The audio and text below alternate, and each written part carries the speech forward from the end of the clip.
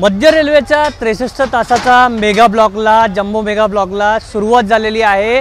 मी आहे सध्या ठाण्यातील प्लॅटफॉर्म क्रमांक 5 या ठिकाणी। तुम्ही जर पाहिलं की या ठिकाणी जम्बो मेगा ब्लॉकला सुरुवात झालेली आहे आणि त्या ठिकाणी जर पाहिलं की आता JCBच्या सहाय्याने पूर्ण ट्रॅक हलवण्यात आलेला आहे। त्या समोरच्या पांढऱ्या रेषेपर्यंत हे ट्रॅक हलवण्यात येणार आहे आणि त्यासोबतच मोठ्या संख्येने या ठिकाणी पुरुष आणि स्त्री महिला या ठिकाणी युद्ध पातळीवर त्यांचं काम करत आहे। या ठिकाणी जर पाहिलं की पोलीस RPFचं पथक देखील या ठिकाणी सुरक्षेच्या दृष्टीने या ठिकाणी आलेलं आहे।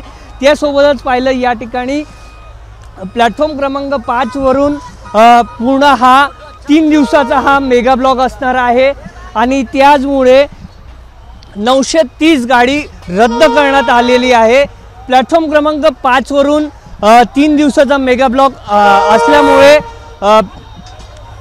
रेल्वे प्रशासनाकडून वेळेत बदल करण्यात आलेला आहे आणि त्यामुळे अप अँड डाऊन मार्गावरील 3 नंबर आणि 4 नंबरवरून गाडी जाणार आहे। तर 6 आणि 7 च्या ट्रॅकवरून मेल एक्सप्रेस धावणार आहे।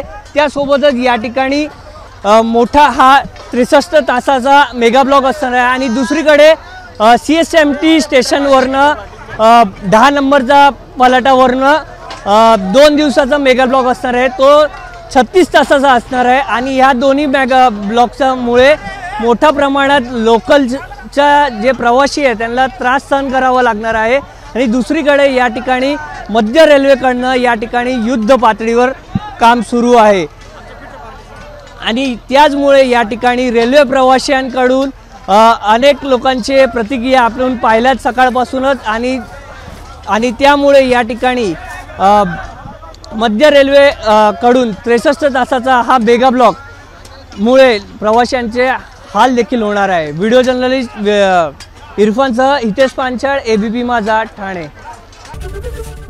ABP माझा, उघडा डोळे बघा नीट।